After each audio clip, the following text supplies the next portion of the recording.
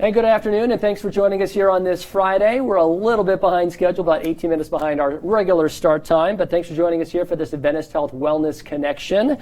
Today, we are kicking off Breast Cancer Awareness Month just a smidge early, right? It's the month of October. We're still in September, but it doesn't feel like that outside for sure. It's a little warm here for September, but hey, it's Bakersfield, so we'll take it. Joining us now to talk a little bit about breast cancer, Dr. Francesca Haney and Dr. Connie Lee, the only all-female, all-board-certified breast cancer team in Kern County at the AIS Cancer Center at Adventist Health. Thank you guys so much. Thank you. All right, so I'm going to give a little bit more introduction on you so people kind of know what you guys do and where you've been. Dr. Haney, board-certified breast surgeon, a California native, and your practice focuses solely on breast diseases, particularly cancer therapy, using advanced treatments and tests to serve your patients. You're a member of the American College of Surgeons, the American Society of Breast Diseases, and the American Society of Breast Surgeons. Dr. Connie Lee, new to Adventist Health Bakersfield. You are joining us officially in a couple days? Yes, in a few days. Okay, a couple of days. But obviously has lots of years of experience. Board-certified breast surgeon with licenses to practice both in Massachusetts and in California, and also a member of the American College of Surgeons, the American Society of Breast Surgeons, and the Society of Surgical Oncology. So thank you guys both for coming. And I wanted to point out the uniqueness of this team, of this pairing, right? Because there's a lot of areas in not in Kern County anymore where the service for breast cancer is done maybe by a general surgeon who does a lot of gut surgery and other things. You guys specialize specifically in breast cancer surgery, which is a pretty amazing thing. That's all you do, right? Mm-hmm. So why is that important? I guess maybe I'd ask that to begin with. Well, I think that, one is that it's the only thing that we're focusing on. So when patients come in, we have kind of a luxury where breast cancer is an emergency. So we have the ability to put patients in to be seen the same day or the next day and get them in for their treatment. Mm-hmm. It allows us to work with the plastic surgeon at the same time to provide certain options for patients. We also do a spectrum of disease, anything from benign disease, patients who have family histories or genetics. They're a little different than what the general surgeon might be dealing with. Right, okay. And I see Joe, Raphael's on with us, Rebecca, and Janie all on Facebook here. We want to make this an interactive session as well. So while we're here talking, we want to make sure that if you have questions about breast cancer surgery, things like that, feel free to shoot us a message right here online on these comments. I'm monitoring them, so we'll be asking some of the questions that you guys might have out there on Facebook and on all the other platforms that people are watching, Roku and whatnot, so we can get some of those questions answered, because there's a lot of myths and facts which we're going to be getting to in just a few seconds. All right. So before we get to that too, we want to talk about the AIS Cancer Center. While we're talking about myths and facts, there are folks out there that really don't know a lot about AIS Cancer Center. And I'd heard one rumor that somebody said, "Oh, you guys just work out of a room, like you guys are a room." So we wanted to dispel that myth first and foremost. That is the place they work. It's a building. It's a real building, I promise. It's 60,000 square feet, 4 stories. And the real cool thing is, and Dr. Haney, this goes back to what you guys do, which is unique, is it's not just surgery, it's not just radiation, oncology, it is the full package, so you don't have to go around town to 10 different places. And the nice thing I would argue too is that there's a continuum of care there. You know the other folks that you're referring to, you're in the same building, and that makes it, I would say, a better patient experience, but also better care right at the end of the day. Yeah, we have a multidisciplinary tumor board as well, which allows us the pathologist, the radiologist, medical oncology, radiation oncology, plastic surgery to sit in a room and discuss cases. So patients do get a comprehensive care, not only from the people that you may meet, but again, radiology, pathology. So we get to actually look at slides and images of the patient, and so everybody's kind of integrated at that point. And it's a fancy center. We've got more pictures to show you, but I mean, it is fancy inside. We kind of like it at the Nordstrom's a little bit, if we can indulge ourselves a little bit. But the other thing that you see up at the top there is the picture of the Valerian True Beam, which delivers radiation to patients, and it's brand new technology. I mean, it's just a few years old, and you're looking at the ambient lighting in there, right? I mean, they do it to change the lighting to kind of comfort patients as you're going through probably one of the most difficult diseases that's out there. There's all kinds of things going through your mind, and this is something that we can do, just one thing, right? Just making the mood a little bit nicer in there. Not to mention the fact that the technology is so new that the amount of time that patient has to be on the table is that much shorter because it's new technology, that they're not sitting there for an hour, right, waiting to get treated. So Nice stuff. Okay, so we wanted to get to some of the other myths and facts that are out there about breast cancer. And the first one that comes to mind, and Dr. Hay, maybe we'll have you start with this, and then Dr. Lee, we want to get your opinion on it too. Men don't get breast cancer. It's a woman disease, if you will. True or false? False. Okay. That's false. About 1% of men in the general population will develop breast cancer. Some men who carry a genetic mutation are much higher. About 8% of those individuals with a genetic mutation will also have breast cancer. And unfortunately, men are often misdiagnosed, or they kind of ignore it. They think, oh, I hit myself, it's just a bump, I must have done this or that. Even practitioners sometimes say, oh, just watch, it'll go away. And they get diagnosed a bit later because they're just not in tune with that. Whereas women, when you feel a lump, will go in to see their doctor, and everybody thinks, oh, you have to make sure that that's not breast cancer. Okay, and I see they're genetically positive men, which means that you're positive for one of the genetic markers. That means you have an 8% risk. How does that work, Dr. Lee? What does that mean exactly? So men with extensive family histories of breast cancers, they get screened and they can become positive for what we call BRCA1 or 2, and most commonly BRCA2. And when they're positive for this gene, it's associated with an increased risk of up to 8 to 11% for men to develop breast cancer. Which is one of the things I think is interesting, right? Because when we talk about people having the breast cancer gene, that doesn't necessarily mean that you're going to get breast cancer, right? No. Because there's an environmental and a genetic factor, right, for this disease. So Absolutely. even if you have the gene, doesn't necessarily mean you're going to get it. That is correct. Okay, very interesting. And we should take a quick pause here. Rebecca Toledo is asking a question. When should a mammogram be done, Dr. Haney? If a person doesn't have, if it's for a woman, and you don't have a family history of breast cancer at age 40, and then if you have a family history of breast cancer, it's 10 years before the average person in your family before that first person get breast cancer, you should start. Okay, great. And we should note we have Nurse Jackie, who is part of our AS Cancer Center team, just off camera here, answering some of your questions on the Facebook feed as well. So again, if you have any questions about breast cancer or cancer specifically to your family, we can try and answer as many of them as we can, or generic questions about breast cancer. We'll answer them as we go. Dr. Lee, fact or fiction, if you don't have a family history, you won't get breast cancer? That is absolutely false. Okay. Family history does play a role, but 8 out of 10 women diagnosed with breast cancer actually have no family history whatsoever. When we talk about family history, we're talking about mothers, siblings, children. Those certainly increase your risk. When you have 2 first-degree relatives, that triples your risk. If you have a male relative with breast cancer, that also increases your risk as well. Okay, because I'm reading some of the other family history things. I won't get breast cancer because it doesn't run in my family. If breast cancer is on your dad's side, it doesn't count. That is not true. Not true. That's like the hair thing, right? If your Yeah. mom's dad has hair, your hair won't fall out when you're Yeah. older. So it's not dependent on one No. side of the family or No. not. There are actually multiple mathematical models, calculators, if you will, that we use that use one of the factors is family history. You plug that in, you can actually calculate a person's individual risk. Interesting. Okay, so how does your family history truly influence your risk? Where does that family history play in then? Well, taking an appropriate family history, so definitely blood-related relatives, that is a big component. When we ask some of our patients, do you have a family history, they start listing off all these family members, but if they're not blood-related, then it doesn't count. But certainly we ask about all cancers, not just breast, ovarian, gastric, melanoma. We're finding now with new genetic predispositions that other cancers are more associated with breast cancer. Which is really interesting. And the numbers here are interesting too. 2 first-degree relatives triples your risk. So it makes sense, right? The more number of people that are closely related to you that have breast cancer increases your risk. That means that you have a higher genetic predisposition for it. Yes. Okay. So Dr. Haney, what role do genetics play in breast cancer then exactly? How does it work? We've been talking about BRCA and these different genes, but what exactly is going on? Well, we look for, when we screen patients who meet criteria for genetic testing, like Dr. Lee said, we look for a family history of breast and ovarian cancer. We're looking for patients who have particularly family members who were young at their diagnosis, ovarian cancer, some of these other associated cancers that can be screened. It's a genetics, or it's actually a blood test, or actually it's taken from saliva as well.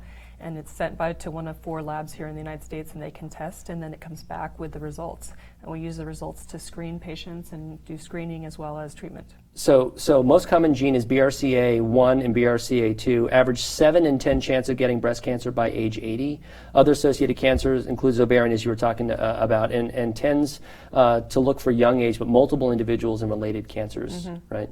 So this is really interesting. And when we're talking about all these there's other associated genes, ATM, P53, there's all these, and I'm going back to my biology from college, cell cycle regulation. So basically, I mean, we should probably go a step back. Breast cancer, or cancer in general, right, is the unregulation of the cell cycle, where cells are growing out of control. That's the basics of what cancer is, right? Yeah. And it's the genetics gone haywire in those cells. Yes. So, and the traditional treatment, right, has been, in the past, when we first started, was chemotherapy, which went after all the fast-growing cells, but that's why people have hair loss and fingernail loss and stuff like that, because it's going after every fast-moving cells. But now, as you guys are getting more advanced in treatment, you can target and do gene therapy and do things like that that's a little more specific, right? Absolutely. It's progressing.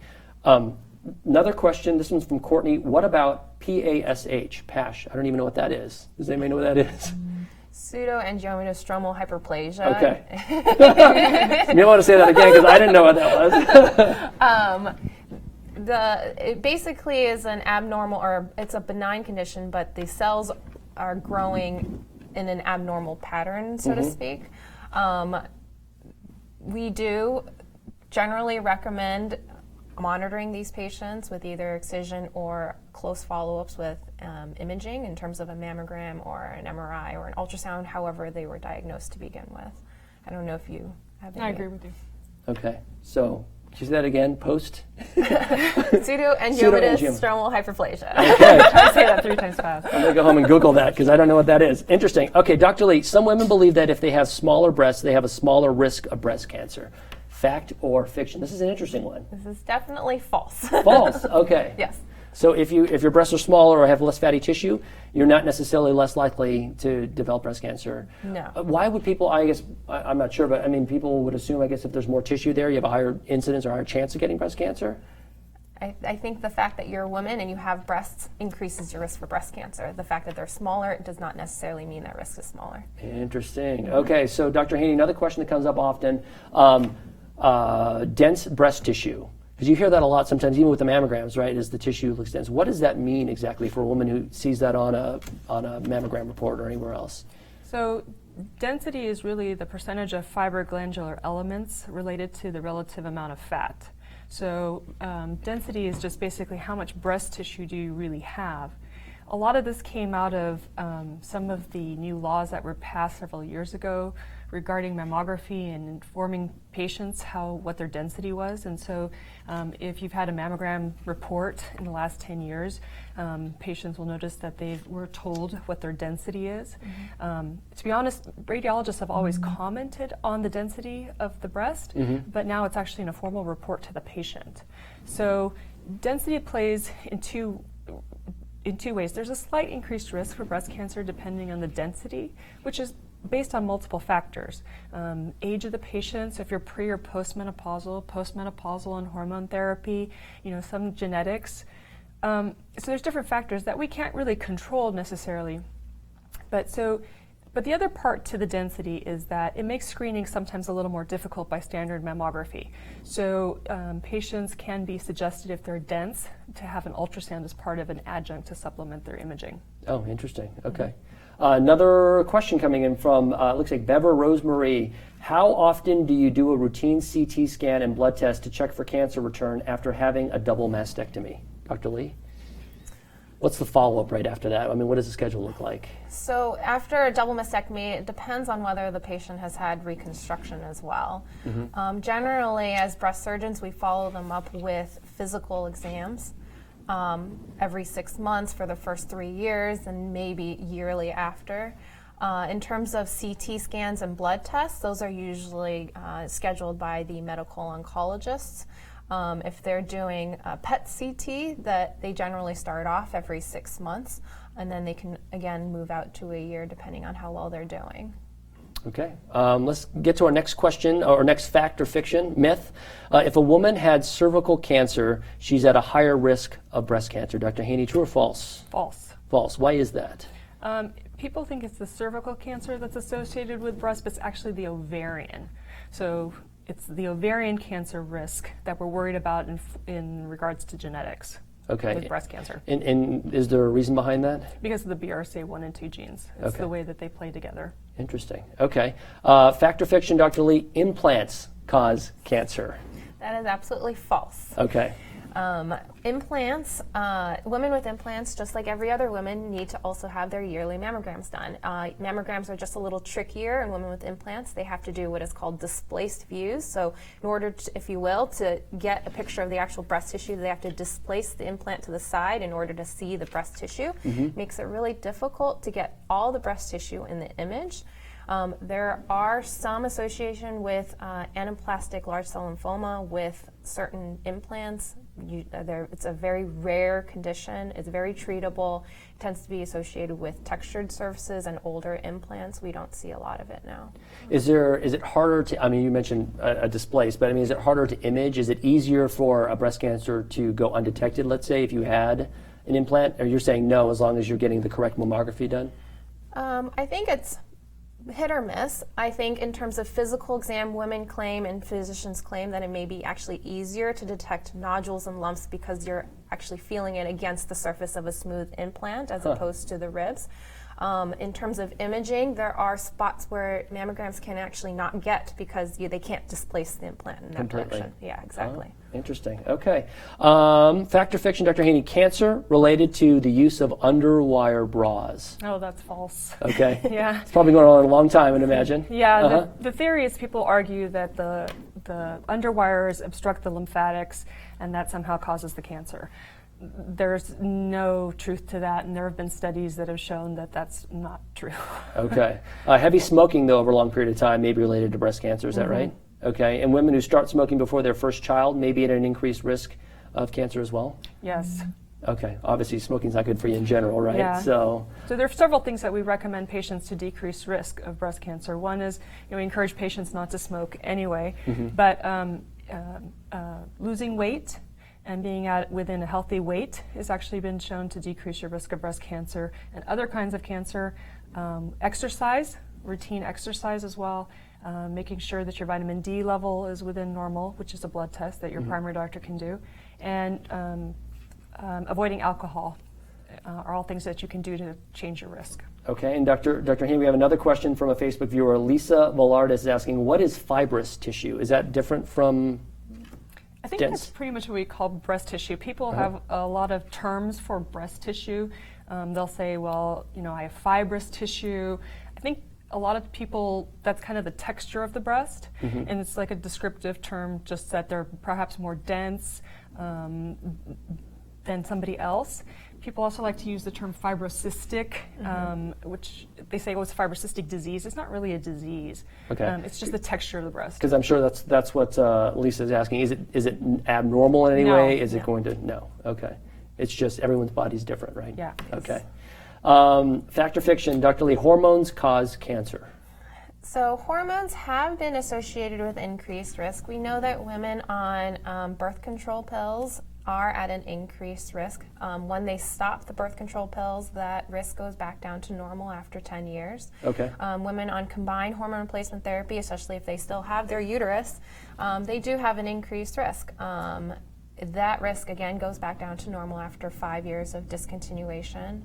And then with estrogen alone, without a uterus, the studies currently are still out, so the jury's still out on that. We may still find an associated risk, we don't know. Interesting. Okay. This is an interesting one. Needle biopsy spreads cancer. Because when you're going in there, you're doing a biopsy and you're maybe disrupting a potential tumor or spreading the cancer, like kind of seeding it other places. So you're shaking your head, no way. Absolutely not. Okay. No, we actually require core biopsies whenever we find anything extremely abnormal, especially on a mammogram or an ultrasound finding. This aids us in better informing our patients to make better decisions and treatment options, because then it can help us for surgery as well.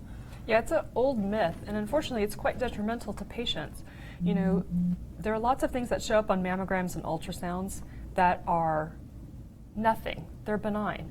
And so rather than going through the surgery and taking all of those risks and having a scar for something that's a benign condition, seems quite a bit unreasonable, because we have the technology of having the small core biopsy. It's done in an outpatient procedure. It's given under local anesthesia, and it gives us much better information about how to treat patients. And you can exclude a number of patients. There have been lots of national studies that have shown that once you institute core biopsies, the number of patients having unnecessary open biopsies goes down significantly. And gosh, I would imagine, 20 years ago, without having something like that in place, women were having mastectomies, losing their breasts. They were. Because this wasn't in place. For benign conditions, they didn't even need to undergo that. I mean, that's a pretty radical surgery to undergo for no reason, which is pretty amazing. Teresa Wilson's asking, I'm being treated now for breast cancer. I never had a PET, MRI, or CT. Is that typical not to have those tests? And once I'm done with radiation, sorry, I'm getting some interference here on the. Once I'm done with radiation, how will I know that they killed all the cells? That's a really difficult question. And the reason is because in order to give you kind of an idea, every person's tumor is different. So what we do for one person is not always the same for the next. So it's easy to kind of say, well, this person got a PET CT scan and they're getting one every 6 months and I'm not. Mm-hmm. That's not necessarily a bad thing. And it's not considered the standard. We can't just look at one person and say, well, they're getting this and I'm not. So I would say, look, you have to look at the tumor, what you were diagnosed with, how you were treated, meaning what surgical options were performed. Did you get chemotherapy? Did you need chemotherapy? Did you take a pill? There's so many components to that it's hard to answer that question. Okay. So there's really not a standard. And if you look at the national guidelines, depending on which stage you are, they don't really recommend PET CTs routinely. They don't recommend MRI necessarily for our patients post-surgery. So it ultimately comes down to the fact that every cancer patient is different, and we have to treat them each differently. And so because you're not getting the test, it doesn't mean necessarily that's a bad thing, and it doesn't mean that necessarily you need to have all the tests done either. Sometimes it's unnecessary. It's not the standard of care. It's not the standard of care to necessarily, for every patient, to get a PET CT every 6 months. Certain patients should. Yes. But the majority of patients, thankfully we're finding small tumors, don't necessarily need those tests. Okay, and it's interesting that we had this graphic come up. Breast cancer treatment is individualized. Every tumor is different, right? Some of them are positive, HER positive, some of them are not. So how genetics play into all this, and your family history determines on how you guys treat it, right? It's an individual treatment plan. Absolutely. So how would it be different from one woman to the next? Say if there is a HER positive versus how do you decide and make that decision? Well, with the core biopsies, we're actually able to send that tissue off and test for certain receptors, estrogen receptors, progesterone receptors, and something called HER2. And we can individualize treatment based off of these receptors, and not only that, size and whether or not the cancer has spread. So every treatment plan is nuanced, and it's, I think, very individual based. So knowing more about the cancer is always a good thing. So one that might be more aggressive, a tumor that might be more aggressive that's positive, let's say you might treat more aggressively, exactly. Right? As opposed to like the triple negatives that you hear about. Okay, very interesting. And Teresa, thank you for your question. We're going to, again, take all your questions here. This is really interesting, and some of these are really kind of very personal, which is nice that we're able to answer some of these questions. And one of our other questions to Dr. Haney was, and she says thank you, by the way, for answering that. Does you're help welcome. her. Teresa's question is, how do you know at the end of all this that you actually have removed all the cells, that there aren't lingering? Is there any way of knowing for sure? There's maybe not no way of knowing that for sure? I think anybody who has cancer always has that worry. I think that's fundamental, and it comes down to, and unfortunately this happens to patients, and when I see them years out, we have this conversation that, life goes on, right? You have to trust, like that kind of the slide said, you have to trust that you've had your care and that you're doing well. We use what we have. We're going to take our pathology and make sure our margins are clear, and we've checked your lymph nodes. You may get your scans, you may get blood tests, you may go through all of that. But, ultimately, breast cancer is well treated and patients do well over time. That sneaking fear and suspicion of patients that, what if, Right. is unfortunately really common. But it's really that confidence in that, when we do surgery or when we give radiation, we are targeting with the best equipment. We're trying to do the most complete surgery to make sure that everything is out for a patient. But do the least amount of harm. You don't want to take good tissue Yes. at the same time, Yeah. right? Yeah. Which is kind of a hard decision sometimes, I would imagine. When you're getting in there, you don't want to take too much, but you don't want to leave anything behind.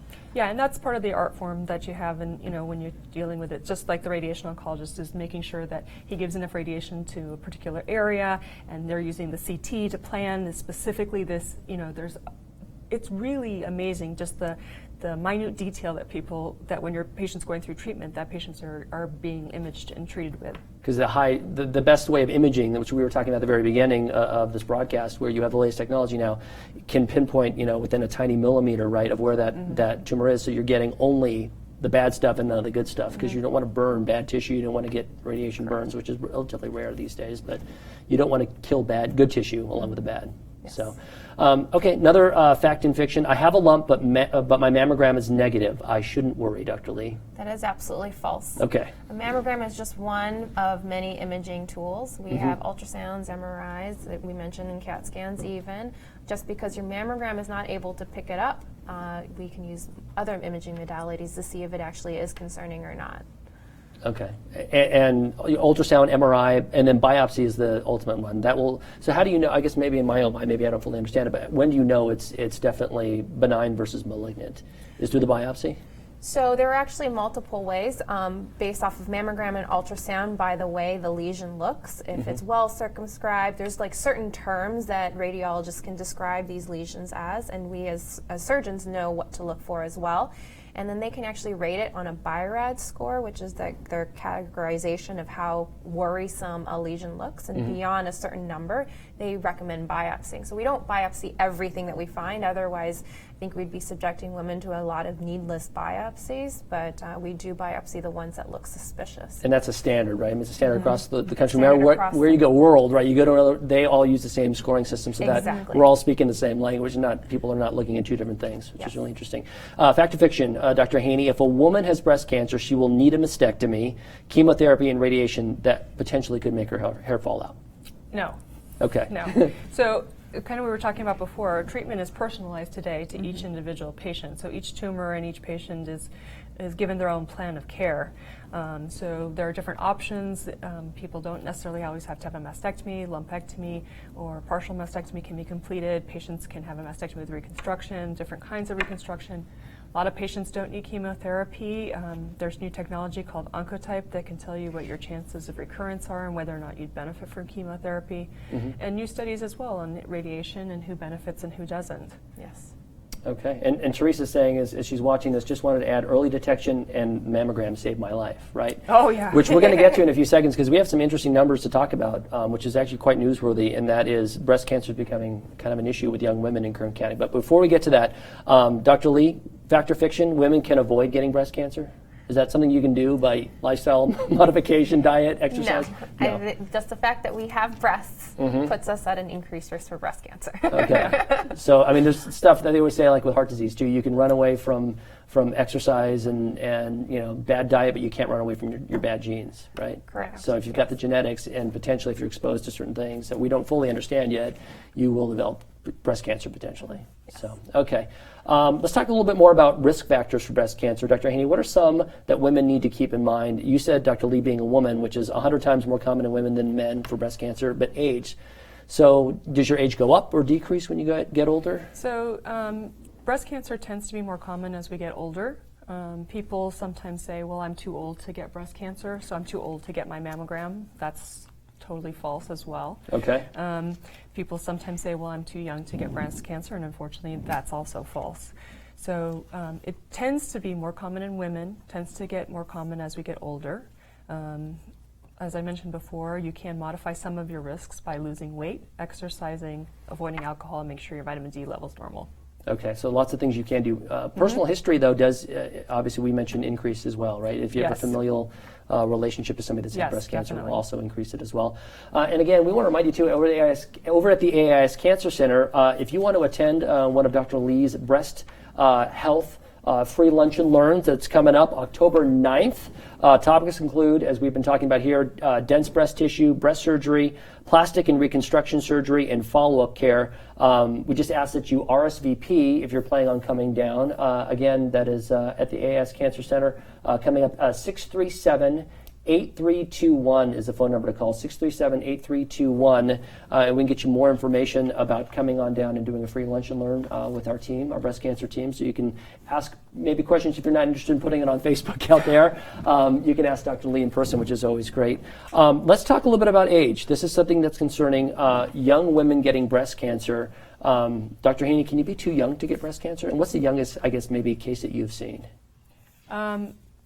Well, the youngest, I've had patients that are in their early 20s who have breast cancer, unfortunately.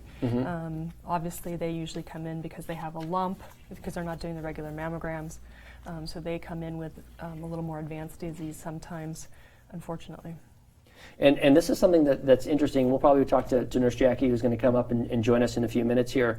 Looking at Kern County, our rates are not very good in terms of when it comes to breast cancer. I think it's something around 15% is where we're at with breast cancer rate for the population here in Kern County. Is that right? Yeah, we happen to look at the numbers in our center particularly, and compared to the national average, we're about 15%, which is about 3 times higher than the national average. We're not really sure why we see much younger population than on average, but Well, that's always the question, right? Are we doing a better job scanning for it, looking for it, so now we're seeing more of it, or is it just that there's something unusual going on here in Kern County? We don't have an answer, is that right? we don't. And people, though, at national conferences have mentioned, with the number of younger patients that are being diagnosed, that some of this has to do with just population dynamics. There's a larger, younger population, and so it just looks like you're having a larger number because of that. Okay, and we want to go back to that graphic and just kind of keep talking about that. So it looks like a larger number, but does that mean, I think it goes back to kind of your conversation or point a few minutes ago that women need to come in earlier, right? That's the most concerning part. Not only that we have younger women that I think are being diagnosed, but the fact that they're coming in with later stage of the disease, at stage 3, stage 4, that's alarming, right? That they're not coming in earlier because, talk to me, I guess, maybe about what it's like being able to treat a stage 1 breast cancer versus something that's stage 4. Well, stage 1, obviously more treatable. We look at the survival advantage for patients who are younger. We look at options for treatment as well for younger patients, mastectomy versus lumpectomy. We look at genetics a little more commonly for patients who are young at their diagnosis. We look at fertility issues with these patients and associated risks of cancer such as ovarian. Okay, and we made a little bit of a swap-a-roo here. Another special guest, Jennifer Hennick, a nurse practitioner over at the AIS Cancer Center here at Adventist Health. Also, we should note, a breast cancer survivor, so Yes. Congratulations. Thank you. Jennifer, you were diagnosed with breast cancer at a very young age. First off, how old were you when you found out, and how was your breast cancer discovered? I was 28, and I discovered it myself while I was taking a shower. Just like most young women who are diagnosed with breast cancer, I think 80% of them find their own lump. So, What was that like? Were you a nurse? You're a nurse practitioner at our at that time, I was in nursing school. I was in the RM program, my final year, when I detected that lump. What was that moment like for you, right? It was tough. There was a lot of stuff going on in my life at that time. I can imagine. To have to deal with cancer now, or this lump, and deal with that was. It was a lot. So I was in school full time. I had 2 babies. They were 5 and 3. I had been divorced and was actually dating at the time.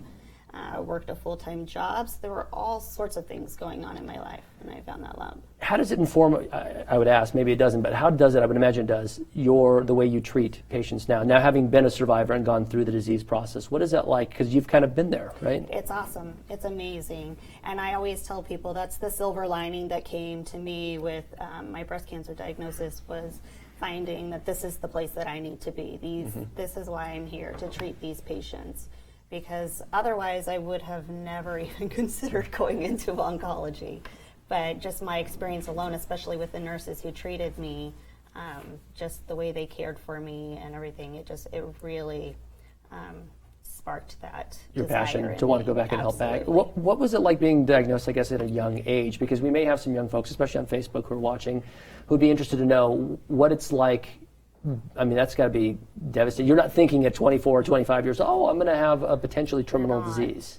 No, like I said, it's a lot to take in, and especially at that age, you kind of feel like you're alone because the your breast cancer counterparts are usually in their 50s, 60s, 70s, and here I was at 28, and you feel alone a lot of the time. So it was really rough. Thankfully, I had a lot of really good friends in the nursing program, and at the time, my family lived out of state, so there were a lot of things and a lot of young women that get diagnosed at that age, they have to kind of juggle all those things. And there are resources at the Cancer Center now, right? AS Cancer Center for young women that are diagnosed because before when they didn't have those resources, as you were saying, kind of alone. Now there's kind of some wraparound, right? Yes. So the Young Survival Coalition is the largest national organization that is dedicated to the unique needs of young women who are diagnosed with breast cancer. So they also have face-to-face networks around the country. So I have one here in Bakersfield. We base it out of the breast center. So we have currently 54 girls that are part of our group, local girls here, that are able to access those resources. So they're able to meet with us face-to-face, and they're also able to access the online resources with research and things like that. What kind of resources are women looking for, especially as a younger person, right? I mean, a lot of what you're doing, I can imagine any young person Googling. That's the first thing you do, right? When you're breast cancers, oh my gosh, what is this going to, fertility, like, oh my gosh, I wanted to have a family, and now what do I do? I'm faced with having to deal with chemotherapy that could lessen my chances of that. Financial. At the time that I was diagnosed, I was a poor student and I didn't have insurance coverage. So a lot of us don't have insurance coverage, and we're having to try to manage that and figure out how we can get that. how we can pay for all of this. Yes. So, and like I said, dating, your body image at that time, at that age, is a tough one to deal with, especially when you're dating too. The prospect of potentially having a mastectomy. Yeah, small children, looking at my small children and thinking, God, I don't want to leave them without a mother. I mean, that's really tough. Sure. And so there's a lot of resources out there. One of the things that's coming up, we're really excited about, we've been doing it for quite some time, is VI Pink. And we made it, again, because sometimes when people think about breast cancer, it is an ominous thing, but we want to make it a fun night of prevention and getting out there and getting the word out so that we can catch this stuff early, right? So VI Pink is coming up October 11th. It is at the AIS Cancer Center, 5:30 to 8:30. Again, we're on Chester Avenue, and you just come on down to the breast center, and it's kind of a celebration of life. We do have survivors out there. We do a fashion show with our survivors. They walk the runway, and it's a night for kind of women to support and celebrate women. It is a good time out there. Jennifer, Facebook, is that the good place? What's the best way, I should probably ask, to connect with the Young Survivors group? I would say definitely go to Facebook. We have our private group page there, so you would just search Bakersfield Young Survival Coalition face-to-face network. But if you just put in Bakersfield Young Survival Coalition, you'll come up with our private page. You just ask to be a part of it, and then we'll get you in there. We do lots of really fun things together. Every Saturday we do yoga at noon at Warrior One, thanks to Dana Healy, the owner there. She offered that space to us. And then Kelsey Wilson is our instructor, and we just love her. So every Saturday we're down there connecting with each other. We do paint nights. We've gone to theater. We just have a really good time together because it's just amazing, that feeling that you get just being in a room with girls that have been there. It's just you don't even have to say cancer. Right. And they know. It's just that spiritual connection. So it's an amazing group. That's fantastic. Dr. Haney, another question, this one from Melissa Laughlin Howard, and I'm trying to read through some of the comments here. It's a little bit blocked down here. It says, I have dense fibrous breasts and have had annual mammograms every year since I turned 40. At 61, would I be better off switching to digital mammograms? Is the added radiation risk worth more of the accurate visualization? So I think what she's referencing is the 3D or tomosynthesis for mammography. Most mammograms are now all digital. I'm a big believer in 3D mammography. The studies show an improvement in detection, but also a decrease in false positives. And so you're getting both the benefit. The uptick of radiation is very slight for a 3D, but I think you have to that really outweighs that risk is really little compared to the real benefit you're getting from that mammogram. What is it like, I guess, compare it? Is it like watching high definition television versus standard definition television? Put it kind of for, like, I guess, the folks who have never seen a mammogram before. So I kind of think of it as having a live view. You know, when you have an iPhone and you do your little live shots and they kind of move, it's the same thing. It's instead of having just the picture, it kind of moves through your breast tissue, and so it scans in a different way, and you're seeing the tissue kind of through the tissue, not just a picture. It kind of looks through the tissue and gives you a little bit more definition in there. And I definitely have seen a benefit in it. Okay, so it's worth the while. We want to note another thing that's happening, a free clinical breast exam event that's coming up at the AAS Cancer Center. That is coming up October 24th from 4 to 6 p.m. And it's the National Comprehensive Cancer Network recommending clinical breast exams every 1 to 3 years for women between the ages of 25 and 39, and every year for women 40 years and over. So clinical breast exams, different than a mammogram, Dr. Haney, you can maybe explain this, but you obviously suggest women are doing self-exams at home, but this is actually having a physician who's experienced and has, knows about breast cancer, kind of take a look at what may be going on and making sure you're not missing any tiny bumps. Is that right? What is it like for a clinical breast exam? So good breast health includes two things. One is your mammogram, but the other part that people sometimes think, because their mammogram's fine, I don't need to go see my doctor, is really that clinical breast exam. That's your physician or your provider that's completing your exam. That's having someone actually look and make sure that there's no changes in your skin, making sure that there's no dimpling of the skin. Then they do the breast exam, so they're looking for any unusual masses within the breast tissue. They're also examining your lymph nodes and noting any abnormalities of the nipple. Okay, so that doctor's going to be probably doing a little bit more experienced look than... It's a lot more comprehensive, yeah. Not that you don't recommend the self-exam, though, too. I do, once a month, that too. That needs to be done, too. Yeah. Is it showering, too? I remember that was one of the things that they recommend, like after a shower, is that... Yeah, you can either do it while you're showering if you find that it's easier with soapy water. Some people prefer to do it while you're lying down, but I just tell people to be consistent once a month, preferably not when you're having your period, and then you'll get used to what your breasts feel like, and so that if there is an abnormality, you'll be the first person to pick it up. You'll know something's not, this is not what I felt before. Yes. Okay. While we're here, Jackie Engstrand, you've been manning our Facebook page, which has been going very good, and answering some of the questions. So again, you've got another trained pair of hands who's been answering some of your questions on Facebook Live here. We want to talk a little bit about the Knitted Knockers program. It's kind of a cheeky, as you would say, kind of fun thing. But Nurse Jackie, tell us about this program. It's kind of unique, at least here in Kern County, right?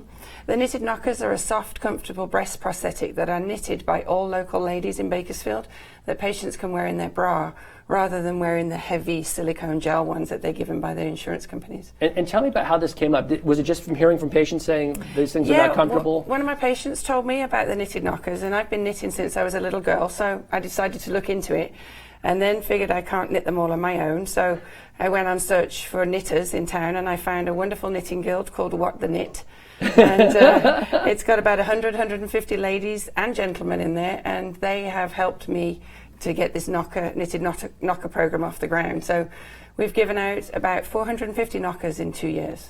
Wow. So it's been wonderful, and the patients love them. Beautiful Bakersfield Award this year, too. We did, yes, for the humanitarian group. Which is great. I mean, this is all volunteer, right? Nobody's doing this for money or anything else like that. No, and they're always free for the patients. What is it like? I mean, so the patients love them. I mean, it's got to be, obviously, for a woman who's had a mastectomy, who's lost a breast now, this is a life-changing, right, altering. Self-image is a huge thing. Yeah, right? yeah. And then the prosthetics that they get given are very heavy, and they're hot and sweaty. And of course, we have triple-digit temperatures many days of the year, so these are much more soft and comfortable for them to wear. Plus, they can wear them soon after surgery. As soon as their drains are out, they can put the mastectomy, the knitted knockers in there. And do you guys have people joining the group at any point, or people wanting to help more than you have? And how can people call, or who do they call if they wanted to? They can give me a call at the breast centre for more information on the knockers, either of where to get the information from. The patterns are available at knittedknockers.org. Oh, there's patterns. These are patented. Yeah, no, the knitting pattern. The knitting pattern, right? Pattern. Yeah. They can be knitted or crocheted, either one.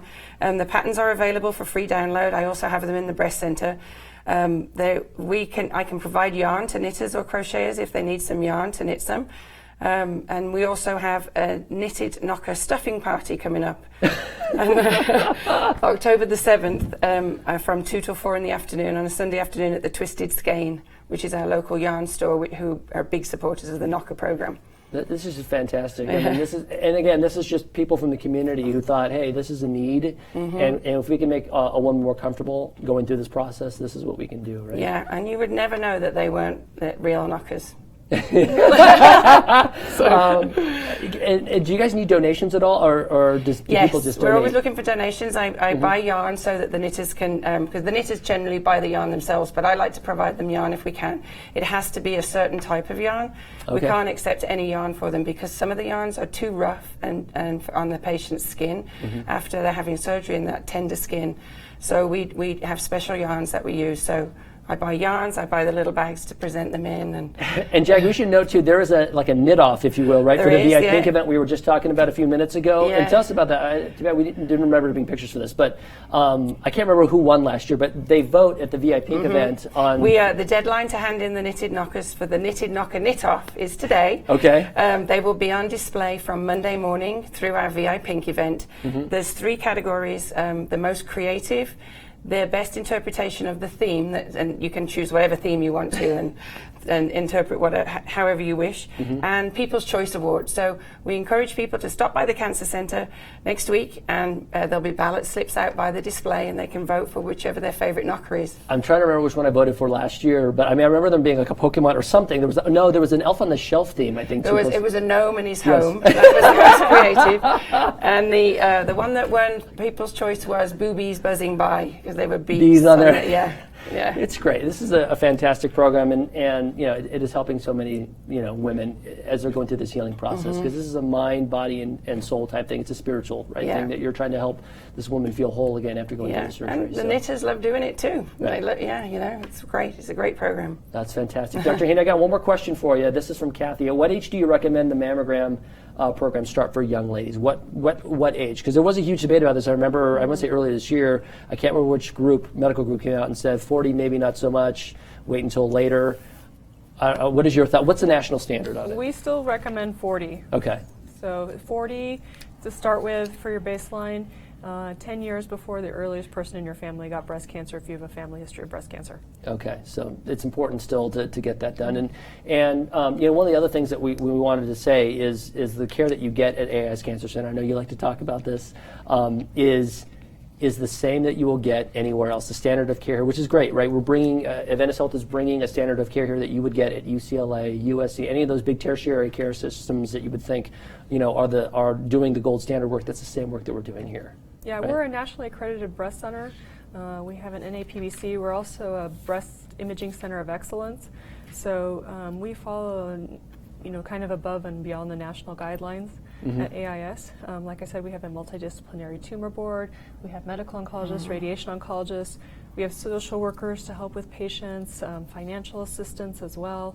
We have social workers. We have a nurse navigator. Jackie's our nurse navigator, and lots of other programs for patients to work on, such as Tai Chi, Medi Yoga, painting, diet, right? Nutrition's a big thing, right? So it is a real comprehensive. So not only do we treat the patient when you're diagnosed, but we go through all of the facets of your care, and then even afterwards, part of that survivorship and trying to promote, wholeness and health after you're diagnosed and after you've finished your treatment. Right, which is kind of the spiritual part of all that. So, again, we appreciate everyone for joining us here today. 637-8720 is the number to the breast center over at Adventist Health, the AIS Cancer Center, 637-8720. So if you're wondering, you have some questions, if I have a family history of breast cancer or I'm not really sure who to turn to, these are the folks, these are the experts. Again, this is all they do. 637-8720. You can also find more information on our website. That's ahbakersfield.org. And we'll we'll be continuing to answer questions if you want to post them here on this Facebook feed, on this live feed, to kind of figure out if you guys have ongoing questions, because sometimes people are afraid to ask questions, about this serious topic. We'll continue to answer them. And again, this is on the verge of October, which is Breast Cancer Awareness Month. And if we can save one life just by raising the awareness of women doing self-breast exams and going out and not being afraid to go see a doctor because something just doesn't feel right? I mean, I can imagine that's not something people are wanting to have to do, but facing that question is probably the first step, right? Of getting an answer at least. Yeah, and we're here to help. Right. That's what we're here to do. Of course. All right. Dr. Haney, Jackie, thank you guys so much. And thank you guys you. so much for watching live here on Facebook on this Friday. And again, we'll keep answering questions on this Facebook feed, ahbakersfield.org. And we'll see you next time on the Adventist Health Wellness Connection. Medicare to work hard for you. Not affiliated with or acting on behalf of it.